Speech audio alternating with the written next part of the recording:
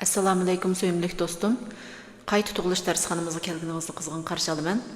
Oldingi qitimliq darsimizda biz psixologiyani nemishqa o'rganishimiz kerakligi, o'zimizni tanishning hayotimizdagi ahamiyati va bu orqali qanday nishonlarga yetish haqida paranglashgandik.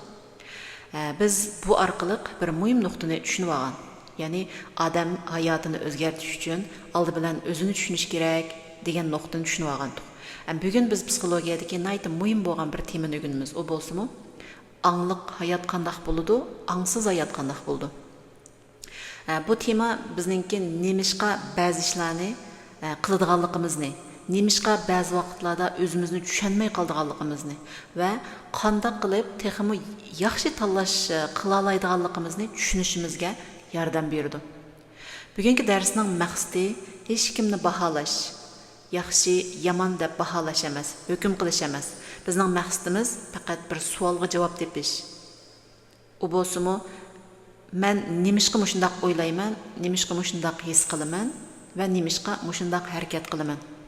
Chunki o'zingizni tushunish, o'zingizni o'zgartirishning birinchi qadami. Endi bu yerda psixologiyani qanday o'rganamiz deganda, aziz do'stlar, bir narsani anglash yaxshi boshlanish. Bir narsani ko'rish va misollar orqali tushunish texmi yaxshi. Ammo haqiqiy o'zgarish biz o'rgangan narsalarni o'zimizning hayotimizga qo'llangan vaqtda andan boshlandi. Shu men sizlarga bir kichik odat tavsiya qilmoqchi. Har bir darsdan keyin o'zingizdan bunday savolni so'rab beqing. Birinchi, bugun men nimani o'rgandim? Ikkinchi, bu bilim mening hayotimda qayerda ko'rildi?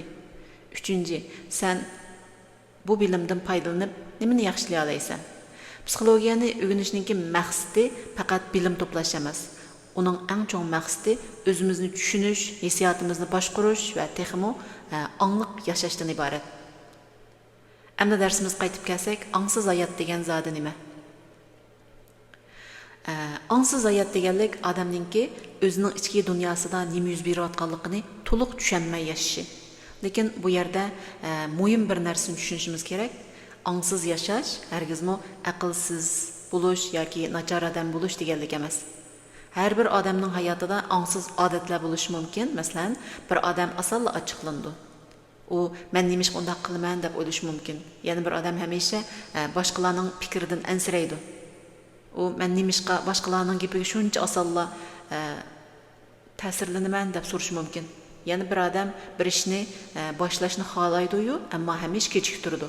O o'zidan men nimishqa doim bunday ishlarni orqaga surman yoki nimishqa boshlay olmayman deb o'ylash mumkin, ham o'ziga tanqidiy bo'yda bo'lish mumkin. Bularning hammasi insonningki ichki dunyosi bilan munosabatlik. Endi bu psixologiyadagi bu xil ahvollarni biz turmushimizga eng yaqin oddiy misollar bilan, odatda o'zimiz bu normalg'u deb o'ylaydigan misollar bilan tushundirsak, qalbimizda imak shakllantirib, bu ahvollarni to'liq tushunib hal qila olishimizga intayin cho'ng yordam bo'ldi. Tuanda bir qancha misollar orqali buni tushuntirib boqaylik. Endi bir ayol do'konga kirdi deylik, u bir kiyimni ko'rib qoldi, uni ko'rib shunday yaxshi ko'rdi. O kiyim uningga bek yardi. O kallasida bu kiyim menga bek yarashdi, setib olsam bo'g'idak deydi. Lekin ichida yana bir ovoz bor. Bu pulni boshqa ishga ishlatishim mumkin. Setib olsam keyin pushaymon qilib qolamanmi? O uzun o'ylanadi, oxiri setib oladi. Uyga qaytgandan keyin balkim setib olmagan bo'lsam yaxshi bo'ladi ekan-to'q deb o'ylaydi. Lekin agar setib olmagan bo'lsa, hey, nima ish olmagandima, olgan bo'lsam yaxshi bo'ladi ekan-to'q deb o'ylaydi. Endi bu yerda masala kiyimda emas. Masala insonning ichidagi ikki xil orzuning to'qinishida.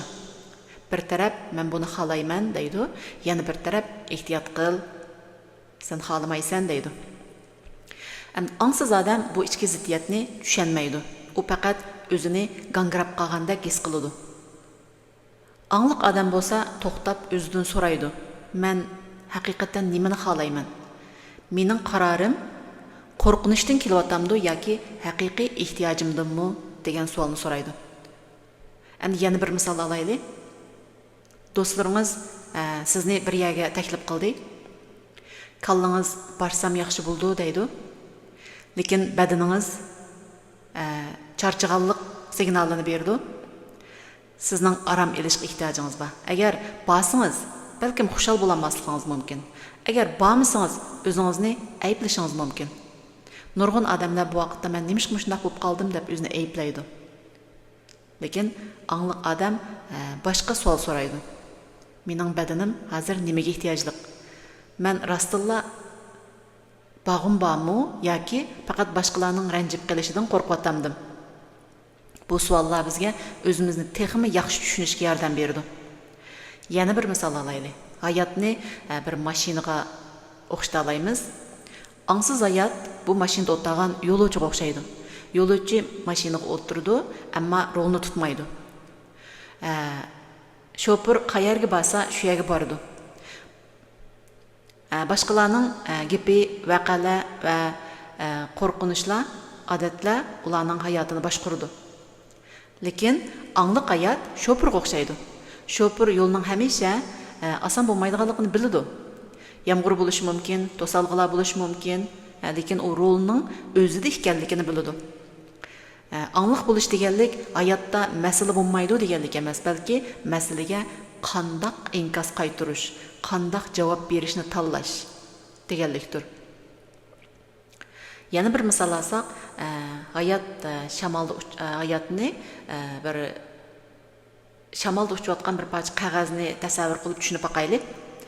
Shamol qaysi tarafga o'sa, qog'ozmi shu tarafga uchadi. Uning o'zining yo'linishi yo'q. Ba'zi kishilarningki hayotimi mana shunga o'xshaydi. Birasi maqtasa xushal bo'ldi, birasi tanqid qilsa butun kun kayfiyati tushadi. Angliq odamlar boshqalarning fikrini anglaydi, ammo o'zining qimmatini faqat boshqalarning so'ziga bog'lamaydi. Endi turmushimizda bundaq misollar intayin ko'p. Dal mana shunday vaqtlarda biz аңсыз holatda yashayversak, bizda bir xil bearomlik, ya'ni bir xil besim shakllandi. Endi bizning bundaq besim shakllangan ahvolda аңсыз odamlarda qandoq inkaslar paydo bo'ldi deganda 3 xil inkas paydo bo'ldi. Birinchisi darhalla kurash qilishda bu xil ahvolga qarshi hujum o'tish. Masalan, ochiqlash, talash tortish qilish, boshqalarni ayblash, o'zining to'g'riligini isbotlash degandek ahvollar. Ikkinchisi qechish. Qechishni tanlaydi. Masalan, masaladan o'zini yiroq tutish, so'zlashmaslik, kishilardan o'zini yiroq tutish, qilishdan qochirish, mümkün elish, o'ylarga solinib elish degandek. Uchinchisi qetib qilish. Ya'ni nima qilishni bilmaslik, qaror chiqarmaslik. Endi bu inkaslarning hammasi xato inkaslar emas. Bu faqat mingimizning tabiiy bizni qo'g'dash uchun shakllantirgan inkaslari. Ammo agar biz hamisha avtomatik bundaq inkasni qaytaraversak, bu bir odatga aylanishi mumkin. Hayotimizda takrorliq shakllanishi mumkin. Angliq bo'lish deganlik, men hozir nima qilyapman deb to'xtab o'ylanish. Endi bu yerda yushurin ang va ichki e'tiqodlar deydigan bir hukm chiqadi. Endi bu hukmga kelaylik. Yushurin ang bizningki o'zimiz bilmaydigan bir anqatlimimiz. Endi bizning hayotimizda angliq orzularimiz bo'ladi. Masalan, men muvaffaqiyat qozong'im bor, baxtlik oila qurg'im bor, baldiroq to'y qilg'im bor, yaxshi xizmat topqim bor, yo'ldoshim bilan yaxshi o'tkim bor, yo'ldoshimni menga kuyindigan qilg'im bor, kishilik munosabatimni yaxshiligim bor va hokazolar. Lekin ba'zida ishchimizda boshqa e'tiqodlar bo'ladi. Masalan, men yetarli yaxshi emas, men baribir mag'lub bo'laman, men har qancha tirishsammi boshqalar meni qabul qilmaydi, boshqalar mendan rozi bo'lmaydi, boshqalar meni ayblaydi deganga o'xshash. Agar bundaq ichki e'tiqodlar kuchli bo'lsa, ular harakatimizga bevosita ta'sir qilishi mumkin. Shunga o'zimizdan so'rash muhim. Bu mening haqiqiy qarorimmi yoki ko'ni qo'rqinishlarimmi? Angliq hayotga qanday yiqilishimiz deganda, angliq yashash uchun cho'ng ishlarni qilishning hojati yo'q. Kichik odatlardan boshlaymiz. Masalan, hissiyotingizni ko'zitib beqishingizga to'g'ri keladi. Achchiqlanganda men achchiqlandim deyish bilan cheklanmang. Masalan, o'zingizdan so'rab beqing. Nima mening achchig'imni keltiryotidi? Javob berishdan burun azroq to'xtang. Bir necha sekundlik to'xtash ba'zida cho'ng xatoliklardan saqlaydi. Yana birisi o'zingizdan samimiy savol so'rang. Men nimaga ehtiyojliq? Men qandoq odam bo'lg'im bor?